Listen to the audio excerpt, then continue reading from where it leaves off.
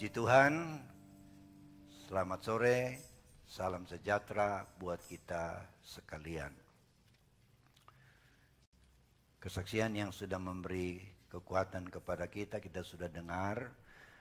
Di sini ada dua tenaga muda yang sedang belajar firman Tuhan di organisasi Gereja Sidang Jemaat Allah, dan mereka sedang menjalankan masa-masa praktek mereka di sini untuk beberapa saat. Puji Tuhan. Karena yang bersaksi tadi bilang orang percaya itu gila, akhirnya juga dia dicap gila, saudara-saudara. Ya, sama-sama gila kita sekarang. Puji Tuhan. Tadi pagi kami sudah berbicara lagi sebagai kelanjutan khotbah kami pada minggu lalu, bahwa menghadapi kenyataan nubuatan-nubuatan firman Tuhan, khusus yang ditulis oleh Rasul Petrus pada suratnya yang kedua, pasal yang ketiga, menjelaskan bahwa langit dan bumi ini akan dibaharui. Dan langit bumi baru akan didiami orang-orang yang sudah lahir baru. Puji Tuhan. Dan untuk menantikan hal itu, saudara-saudara, ada satu ayat yang menjadi penekanan kita dalam 2 minggu ini, yaitu di dalam pasal 3 dari 2 Petrus pada ayatnya yang ke-18. Itu menjadi pokok pembahasan kita. Tetapi bertumbuhlah dalam kasih karunia dan dalam pengenalan akan Tuhan dan Juru Selamat kita, Yesus Kristus. Baginya kemuliaan sekarang dan sampai selama-lamanya. Yang kita sudah bahas dan bicarakan adalah bertumbuh di dalam kasih karunia. Itu minggu lalu. Bertumbuh dalam kasih karunia artinya setiap kita yang percaya harus berkembang dalam pemahaman dan pengertian tentang kasih karunia Tuhan itu. Yang minggu lalu kita bicarakan bertumbuh dalam kasih karunia dalam 3 aspek, yaitu iman, pengharapan, dan kasih. Kemudian hari ini kita merenungkan ayat ini lagi, di mana kita juga dianjurkan kita bertumbuh atau bertambah di dalam pengenalan akan Tuhan Yesus Kristus. Jadi kita semakin mengenal akan Tuhan, Juru Selamat kita, itulah Yesus Kristus. Harus bertumbuh pengenalan kita kepadanya. Artinya bertambah. Tidak hanya sekedar kita mengetahui dia Juru Selamat, tetapi kita harus tahu siapakah dia, mengapakah ia datang. Sebab kalau tidak bertumbuh pengetahuan kita tentang dia, pengenalan kita tentang Yesus, dan seluk-beluk keberadaannya di dalam firman Allah, kita akan mudah tertipu atau terkecoh dengan berbagai pendapat mengenai Yesus Kristus ini. Karena di dunia medsos kita mendengarkan pendapat-pendapat orang, siapakah Yesus? Mereka berkata, kalau dia Tuhan, kenapa Yesus mati? Kalau dia memang Tuhan, mengapa dia lapar? Kalau memang dia Tuhan, mengapa dia tertidur? Dan banyak lagi kata-kata yang bernilai ejekan. Tetapi kalau kita mengerti lebih banyak lagi tentang keberadaan Yesus, maka kita akan mempunyai pertahanan. Paling tidak kita bertahan, aku tetap percaya Yesus. Tapi lebih lagi, dikatakan kita harus mampu memberikan keterangan dan pertanggungan jawab kita terhadap keyakinan kita. Itulah Yesus Kristus. Rasul Petrus juga berkata dalam 1 Petrus 3 ayat yang ke-15.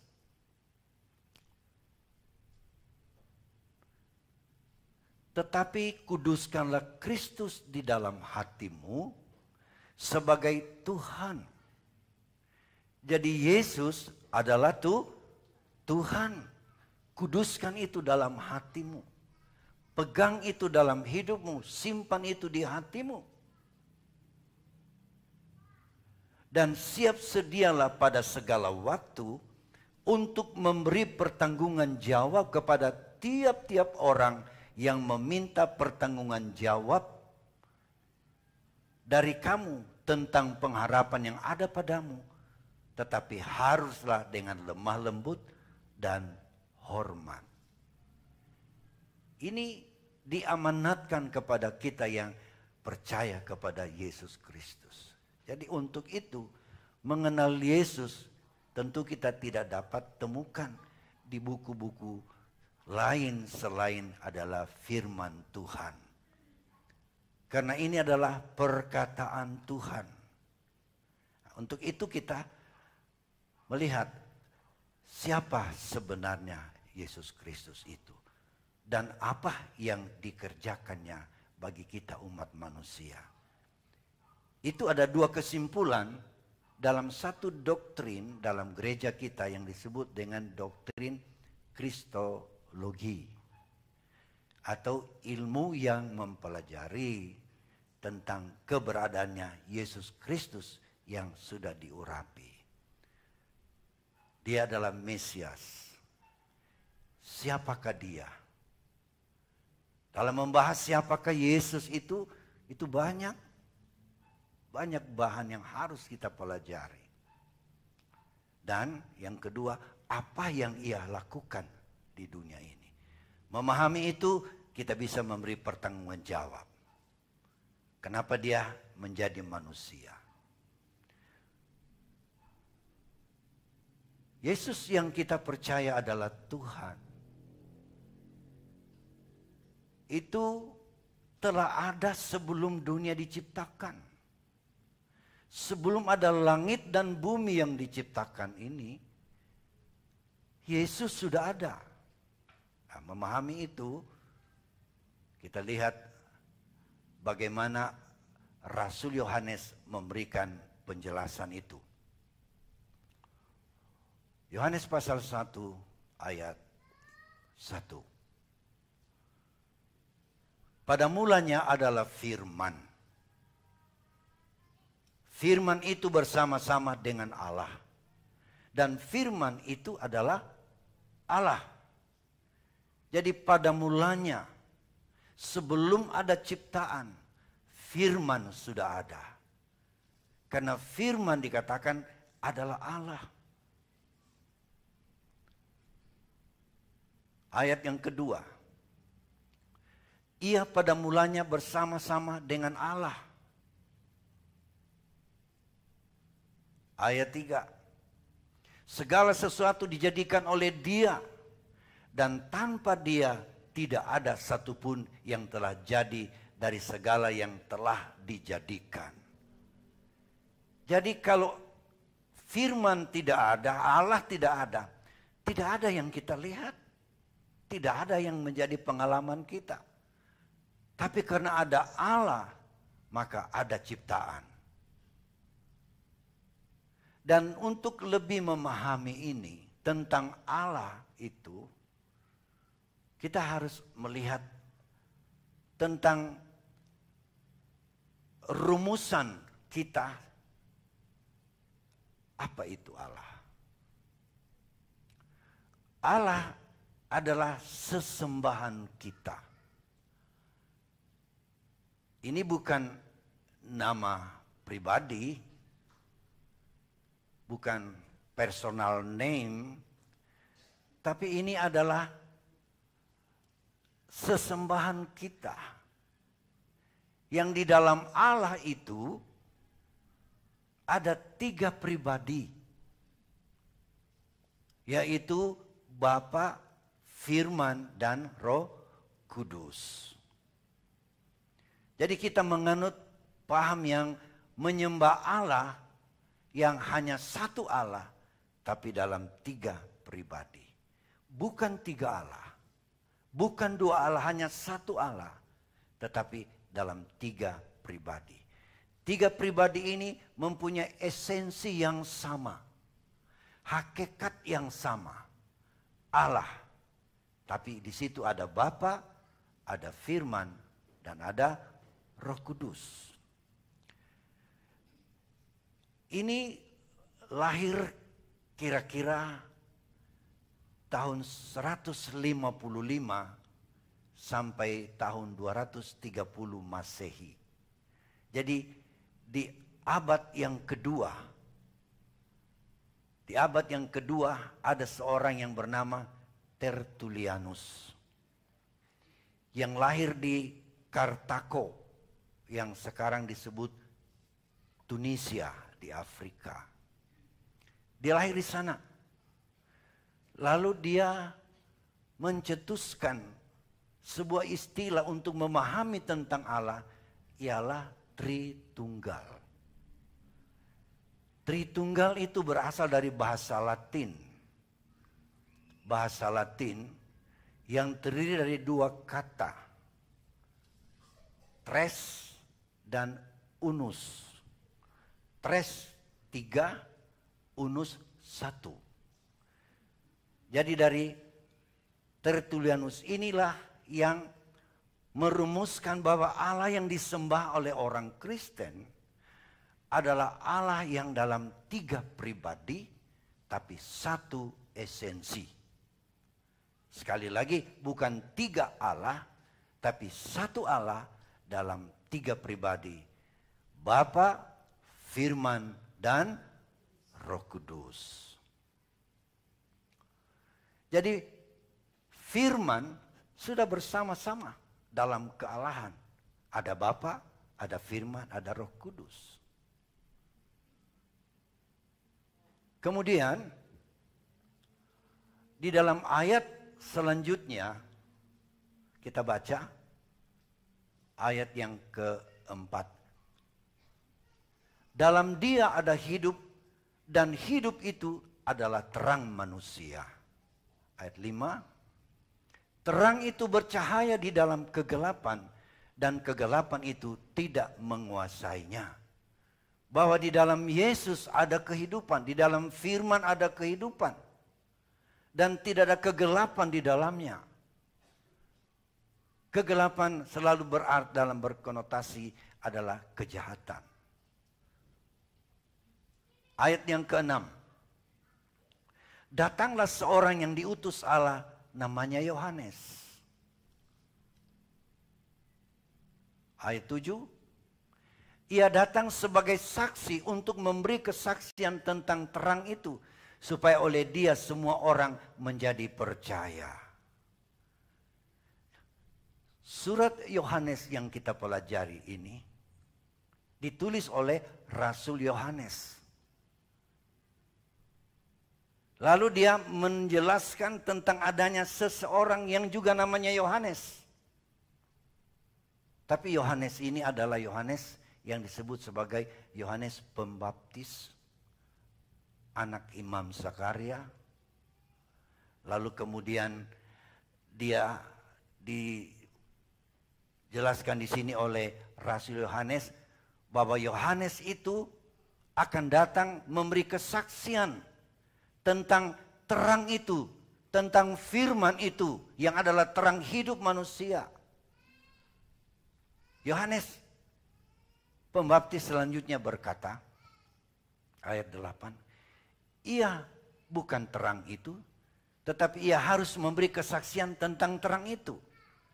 Jadi Yohanes yang ditulis oleh Rasul Yohanes bukanlah Yohanes itu yang mengertikan terang, tapi dia memberi kesaksian tentang terang itu adalah Yesus Kristus. Ayat 9. Terang yang sesungguhnya yang menerangi setiap orang sedang datang ke dalam dunia. Nah, firman itu adalah terang hidup manusia sedang datang ke dalam dunia. Ini yang disaksikan oleh Yohanes. Yang kalau kita kembali ke Injil Lukas, di tiap Natal akan kita dengar itu. Bahwa berita kelahiran Yesus yang firman menjadi manusia, itu didahului dengan datangnya seorang yang bernama Yohanes. Yang disebut Yohanes Pembaptis. Dan perbedaannya usianya adalah 6 bulan. Yohanes Pembaptis lebih tua daripada Yesus. Oke, ayat yang ke-10. Ia telah ada di dalam dunia dan dunia dijadikan olehnya. Tetapi dunia tidak mengenalnya. Terang itu sudah ada dalam dunia, itulah Yesus yang sudah datang ke dalam dunia. Firman yang menjadi manusia, lahir dan didahului oleh Yohanes sebagai pendahulu, perintis. Untuk memberitahukan bahwa akan datang terang hidup manusia, itulah Yesus. Tetapi dunia dikatakan tidak mengenalnya. Ayat 11. Ia datang kepada milik kepunyaannya. Tetapi orang-orang kepunyaannya itu tidak menerimanya. Dia datang kepada orang Israel. Tetapi orang Israel tidak menerima, menolaknya. Siapa itu yang ditolak? Itulah firman yang jadi manusia. Kita lihat ayat yang ke-14. Kita melompat ke 14.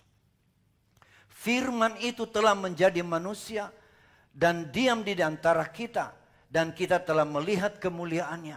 Yaitu kemuliaan yang diberikan kepadanya sebagai anak tunggal Bapa, penuh kasih karunia dan kebenaran.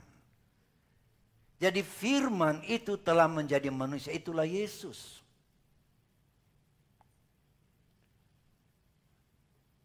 Yesus inilah yang harus kita kenal dengan memiliki perkembangan pengetahuan kita tentang Yesus.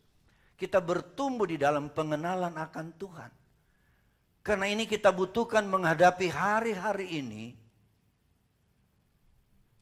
serangan-serangan, tekanan-tekanan kepada keimanan Kristen bahwa Yesus itu adalah Tuhan. Lewat ayat-ayat yang kita sudah baca tadi, kita sudah tahu bahwa sebelum ada penciptaan, Dia sudah ada. Sebelum ada langit dan bumi, firman sudah ada. Bapa, firman, Roh Kudus itu sudah ada. Jadi ini merupakan pra-eksistensi daripada Yesus. Dia sudah ada sebelum dunia dijadikan. Lalu kita lihat Rasul Yohanes menjelaskan bahwa firman itu telah lahir ke dalam dunia, menjadi manusia, tinggal di antara kita, dan dia adalah anak tunggal Bapa. Satu-satunya. Ini tidak kita ketemukan bahwa tudingan orang-orang di luar sana berkata, kalau begitu siapa istrinya untuk melahirkan anak tunggal ini? Malah saudara pernah dengar ejekan seseorang di tanah air kita ini berkata begini. Kalau dia lahir sebagai manusia, siapa bidannya? Sudah pernah dengar itu? Itu ejekan, saudara-saudara. Jadi anak tunggal Bapa ini, saudara-saudara, itulah Yesus.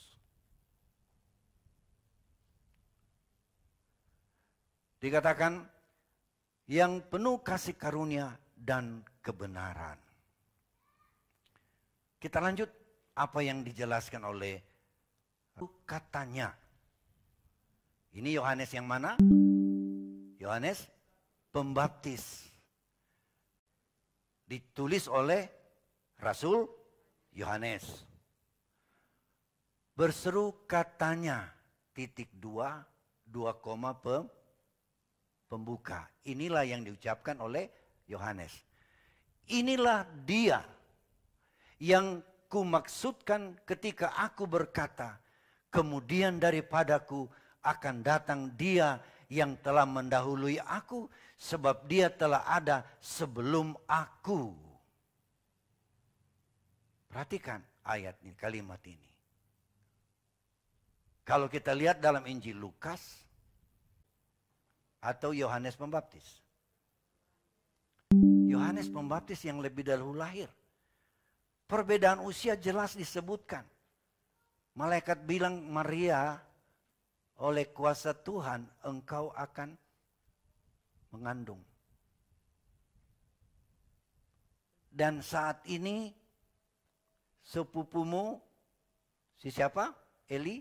Elisabeth sedang mengandung sudah 6 bulan. Yang disebutkan adalah Yohanes Pembaptis. Berarti lebih tua siapa? Yohanes. Tetapi Yohanes memberi kesaksian tadi bahwa kemudian daripadaku atau sesudah Yohanes lahir akan datang dia yang telah mendahului aku. Belum lahir kok, sudah mendahului. Bukan? Kalau Yesus mendahului menurut pikiran logika kita manusia, berarti Yesus lebih dahulu lahir. Padahal baru ada amanat dia akan mengandung setelah 6 bulan Yohanes dalam kandungan. Yohanes Pembaptis. Tapi Yohanes memberi keterangan bahwa kemudian daripada aku akan datang dia, itulah Yesus, yang telah mendahului aku. Sebab dia telah ada sebelum aku. Sebelum Yohanes lahir, itu Yesus sudah ada. Itulah firman yang ada dalam kekekalan. Dia sudah ada. Inilah keajaiban dari kelahiran Yesus. Itulah firman yang menjadi manusia. Dia sudah ada baru lahir. Tetapi Yohanes, sebelum Yohanes lahir, Yohanes Pembaptis, Yohanes ada di mana?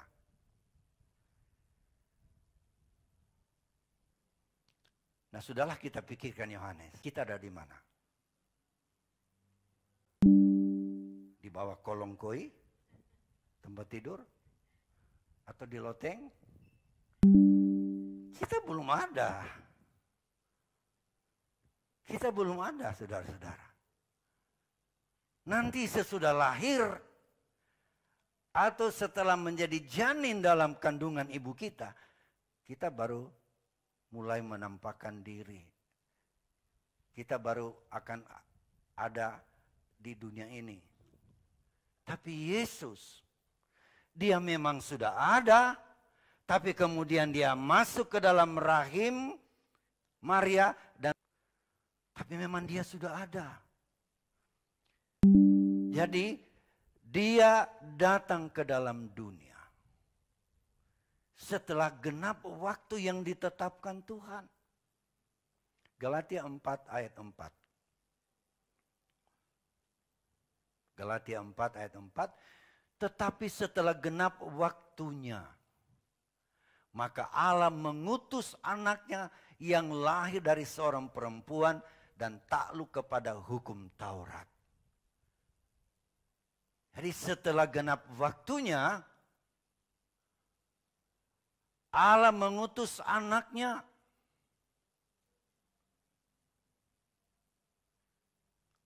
Kalau dia belum ada, bisakah dia diutus? Tentu tidak bisa, bukan? Tapi karena dia sudah ada, maka dia diutus datang ke dalam dunia. Tetapi dalam proses kelahiran menjadi manusia. Firman tidak langsung diutus ke dalam dunia tanpa penjelmaan atau inkarnasi. Karena Allah adalah roh adanya. Tidak ada orang yang bisa melihat roh. Jadi supaya bisa bertemu dengan manusia. Bisa bersosialisasi dengan manusia.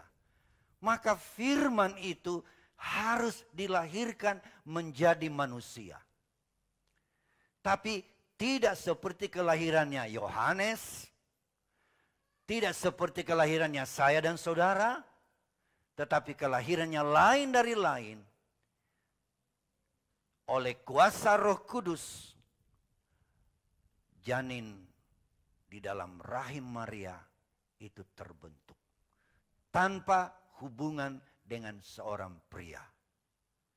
Lalu Yesus dilahirkan sebagai manusia.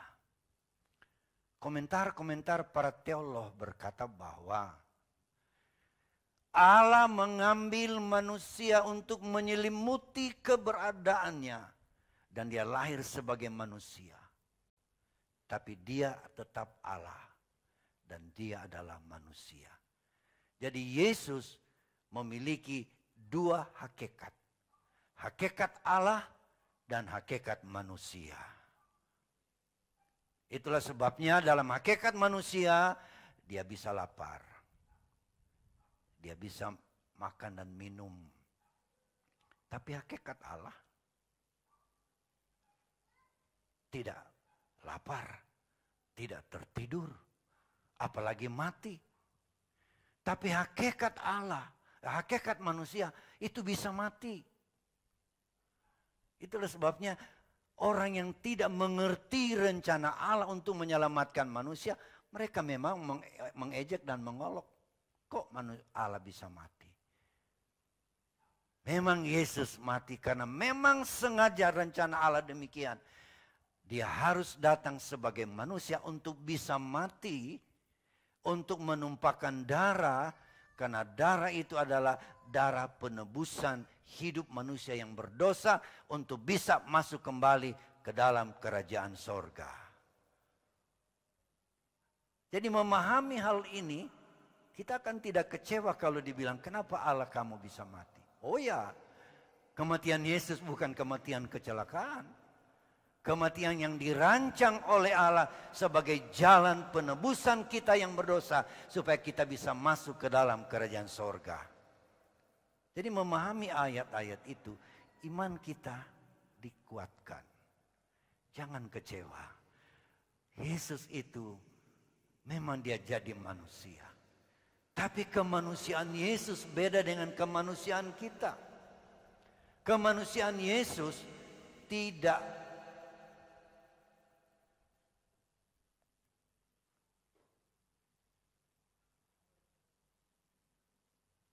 Kenapa berubah suaranya?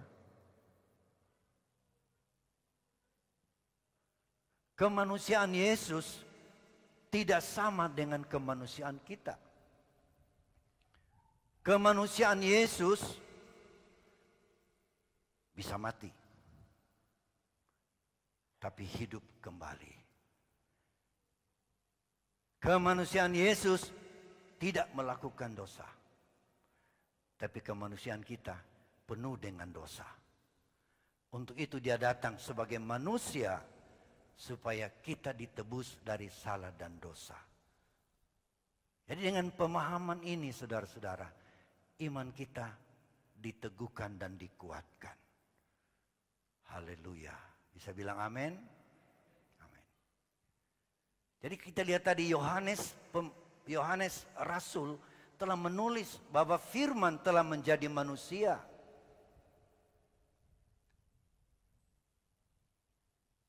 Dan kalau siapa yang percaya kepada apa yang ditulis oleh Yohanes, Rasul Yohanes ini, kita yang percaya akan menerima sesuatu hak yang Tuhan berikan kepada kita. Kita mundur ke ayat 12. ayat 12 dari Yohanes pasal 1. Tetapi Yohanes 1:12, tetapi semua orang yang menerimanya. Tadi dalam ayat 11, Yesus telah datang ke dalam dunia sebagai terang hidup dan dilahirkan sebagai manusia. Dia datang kepada miliknya, itulah bangsa Israel. Tapi bangsa Israel menolak dan tidak percaya. Tetapi ayat 12 berkata, tetapi semua orang yang menerimanya diberinya kuasa supaya menjadi anak-anak Allah.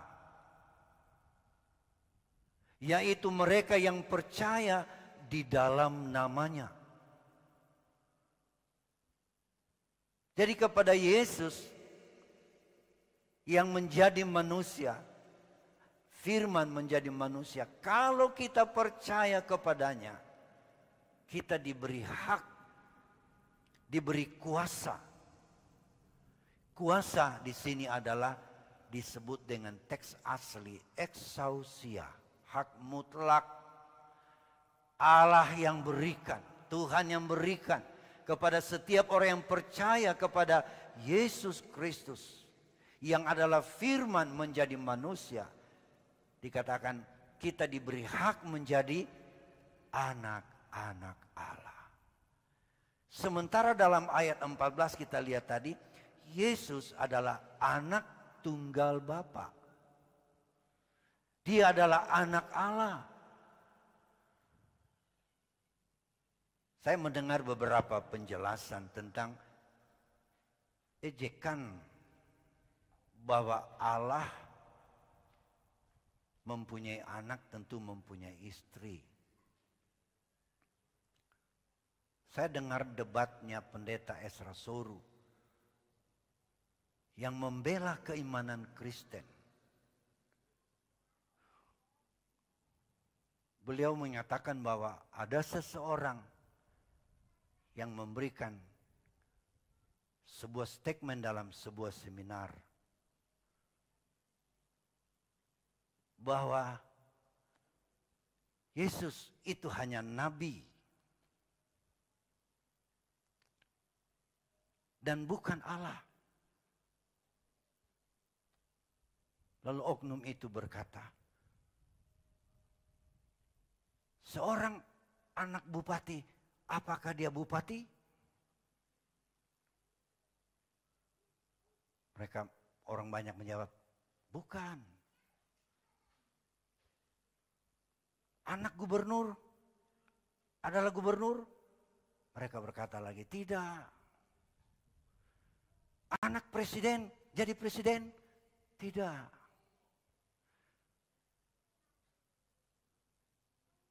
Yesus anak Allah adalah Allah? Mereka berkata, bukan.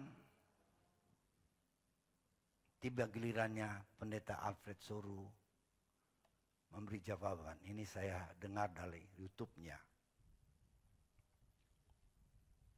Gilirannya bertanya, anak monyet, monyet atau bukan? Tidak ada yang menyaut.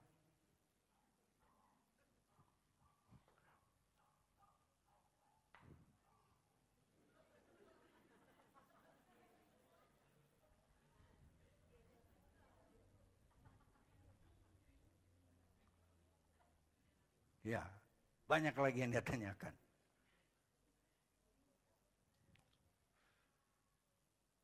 Mungkin kalau dia tanya, anak kerbau, kerbau atau bukan? Tidak ada yang menyaut, saudara-saudara. Anak Allah, Allah atau bukan? Tidak ada yang menyaut. Anak Allah adalah Allah sendiri, itulah Yesus Kristus. Ini menambah nuansa kita untuk lebih yakin siapa Yesus itu adalah Firman yang menjadi manusia. Dia adalah Allah dan dia telah lahir ke dalam dunia. Jadi saudara-saudara, kalau Yesus anak Allah, anak tunggal Bapa, kenapa kita juga mendapat predikat sebagai anak-anak Allah? Pasti beda. Anak Allah yang tunggal itulah Yesus. Tetapi setiap orang yang percaya kepada anak tunggal Bapa ini, dia juga diberi hak menjadi anak-anak Allah. Berarti kita menjadi anak adopsi, anak angkat dari Tuhan. Haleluya. Bisa bilang amin, saudara? Nah, kita harus bangga, kita adalah anak-anak Allah. Ini terjadi karena adalah kasih dan kemurahan Tuhan. Tuhan yang memberi hak itu, exousia. Hak mutlak kita menjadi anak-anak Allah. Wah, tidak mudah saudara-saudara menjadi anak-anak Allah. Maksudnya, tidak mudah bukan berarti sukar. Tetapi bagaimana kita harus hidup sebagai anak-anak Allah. Coba kita lihat di dalam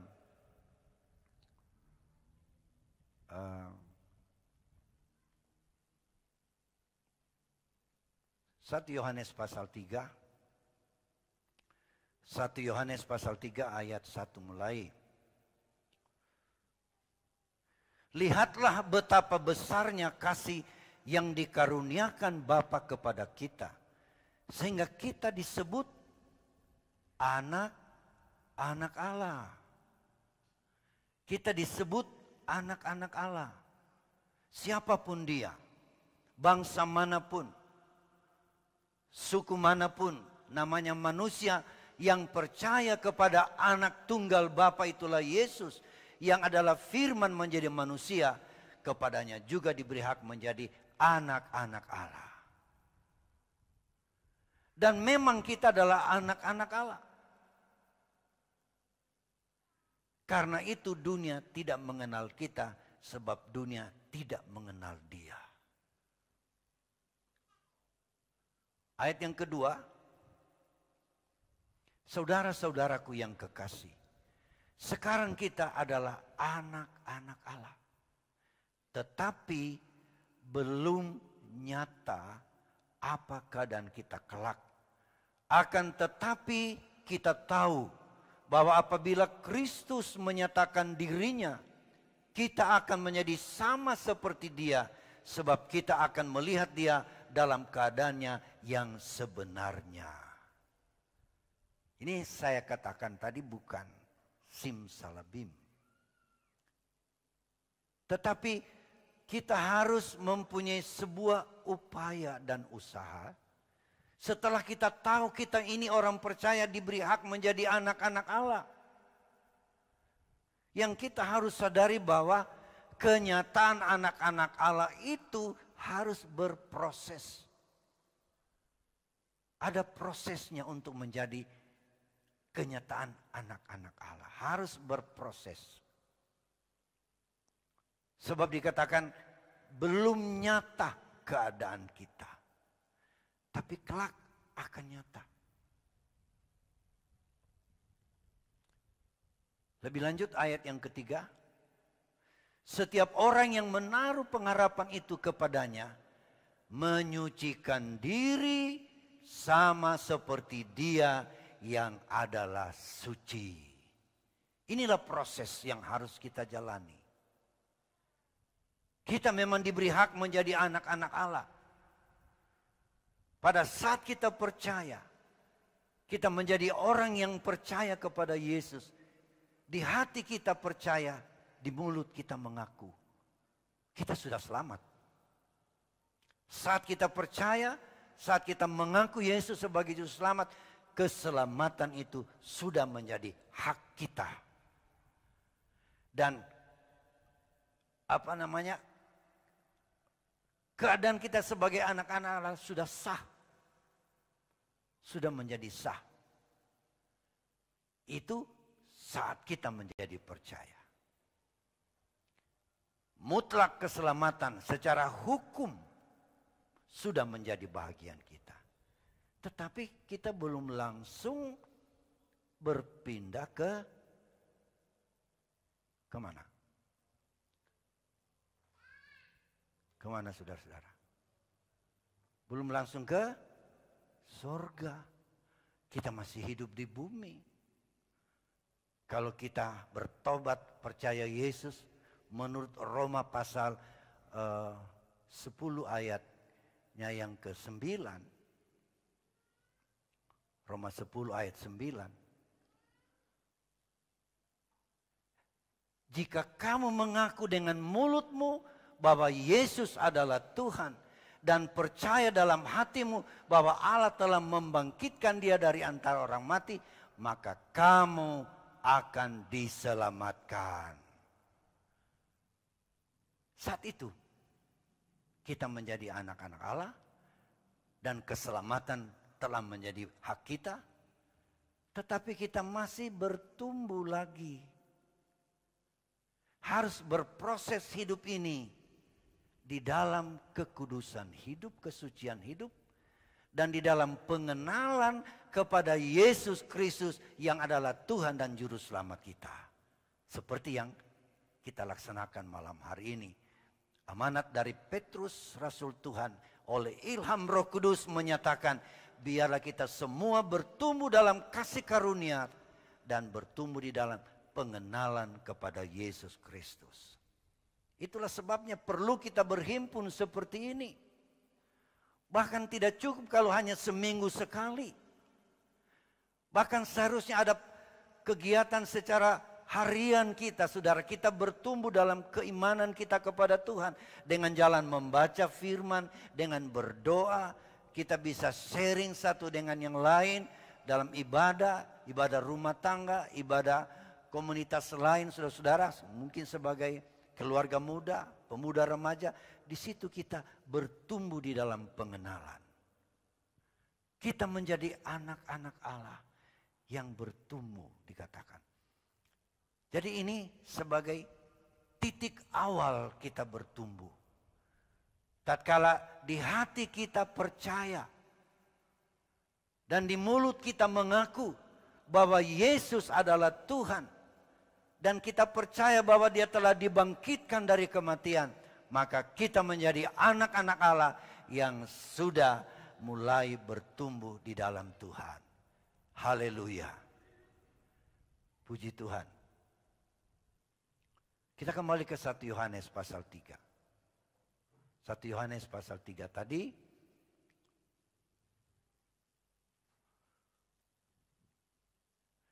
Setiap orang yang menaruh pengharapan itu kepadanya menyucikan diri sama seperti dia yang adalah suci. Ini adalah proses harian kita. Menjalani kehidupan tiap-tiap hari, kita harus mengontrol hidup kita supaya kita ada dalam posisi yang menyenangkan hati Tuhan. Hidup kudus, kita bertumbuh dan berkembang. Kalau kita adalah anak-anak Allah, berarti kita semua ini adalah satu keluarga. Kalau you anak Allah, engkau anak Allah, saya anak Allah, berarti kita berkeluarga. Puji Tuhan. Wah, berkeluarga dengan Pak Bupati, wah, bangganya saudara-saudara, bukan? Berkeluarga dengan orang kaya, wah senang. Dulu waktu Lim Swee Leong jaya-jayanya sebagai orang kaya di Indonesia, saya pernah bilang sama teman-teman, itu saya punya saudara itu. Mereka ketawa, saudara-saudara. Masa? Saya ambil ijazah SMP dulu, SMA, SMP. Coba lihat di situ namanya itu, siapa itu? Kalau itu orang kaya di Jakarta, Lim Swee Leong. Kalau saya, Lim Kian Hoa. Ya, itu satu fam, saya punya saudara itu, saudara. Tapi kita tidak hanya sekedar family dengan orang kaya di dunia. Kita adalah keluarganya Allah.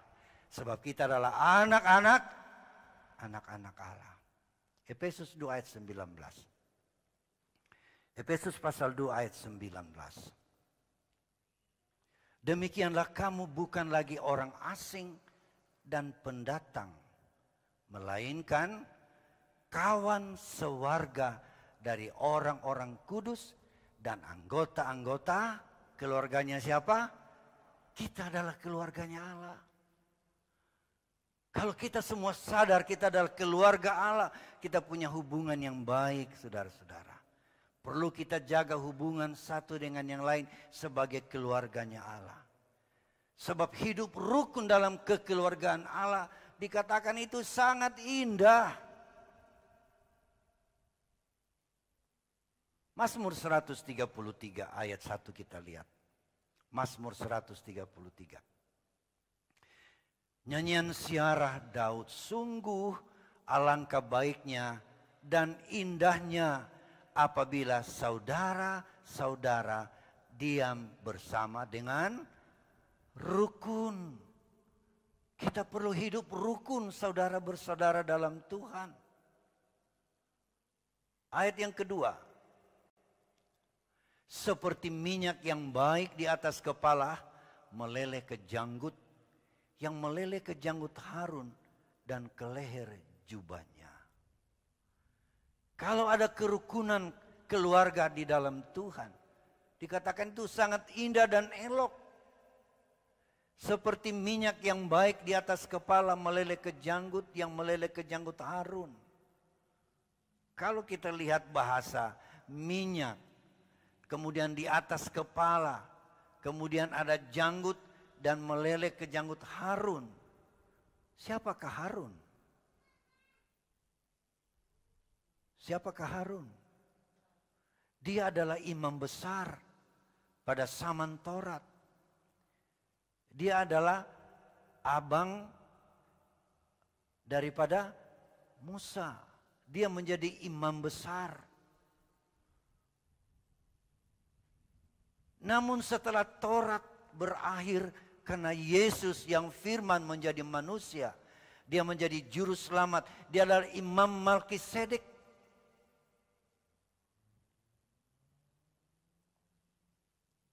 Maka minyak yang meleleh itu bukan lagi minyak zaitun, tetapi minyak adalah Roh Kudus yang turun, yang datang ke dalam dunia, membuat kita menjadi orang yang lahir baru. Minyak Roh Kudus. Roh Kudus itu adalah membuat saya dan saudara menjadi lahir baru, lahir kembali. Roh kita berfungsi sehingga kita memiliki sebuah persekutuan dengan Tuhan. Sehingga kita bisa menyembah Dia di dalam roh dan kebenaran. Haleluya, segala puji bagi Tuhan. Di antara kita semua saudara bersaudara dalam Tuhan, denominasi apapun, yang penting dia percaya Yesus sebagai juru selamat. Yesus adalah firman yang menjadi manusia. Dia jadi manusia supaya dia bisa mati di kayu salib, supaya darahnya tercurah untuk menghapus dosa saya dan saudara. Kita semua bersaudara. Dan kita harus hidup dalam kerukunan supaya Roh Kudus bekerja dalam hidup kita. Ada minyak yang meleleh ke janggut Harun. Artinya dari kepala turun ke tubuh. Tubuh ini adalah tubuh Kristus, itulah jemaat Tuhan. Jadi anak-anak Allah adalah tubuh Kristus di dunia ini. Harus hidup dalam kerukunan. Hidup dalam kekudusan. Hidup dalam persaudaraan. Ada kesucian hidup. Kita menjauhkan hidup dari hal-hal yang tidak menyenangkan Allah. Dan kita hanya mau menyenangkan hatinya Tuhan. Haleluya. Bisa bilang amin saudara? Kalau ada kerukunan, kita lihat ayat yang ketiga. Seperti embun gunung Hermon yang turun ke atas gunung-gunung Sion. Embun, saudara-saudara, adalah titik titik air yang membasahi permukaan bumi, yang membuat bumi menjadi sebuah lahan yang subur untuk tanam-tanaman. Gereja akan mengalami kesuburan rohani kalau embun surgawi turun. Nasihat Musa dalam kitab Keluaran, dia berkata, semoga apa yang diucapkan itu sebagai firman, sebagai kata-kata nasihat, bagaikan embun yang turun. Jadi firman Tuhan alaksana embun yang membasahi hati saya dan hati saudara. Sehingga hidup kita, saudara-saudara, hati kita bagaikan tanah yang baik, yang menerima firman, dan firman itu bertumbuh dalam hidup kita. Dan kita menjadi orang yang dikasihi oleh Tuhan dan diberkati oleh Tuhan. Sebab kesanalah Tuhan memerintahkan berkat kehidupan untuk selama-lamanya. Tuhan yang perintah berkat datang dalam hidup anak-anak Tuhan yang hidup di dalam kerukunan. Tuhan akan memberkati kita. Bukankah kita sedang dijejali dengan berita-berita, prediksi-prediksi para tokoh-tokoh, negarawan-negarawan yang ahli dengan perekonomian dunia. Mereka berkata masa sulit ada di depan kita. Tetapi janji Tuhan, anak-anak Allah yang hidup dalam kerukunan akan diberkati oleh Tuhan.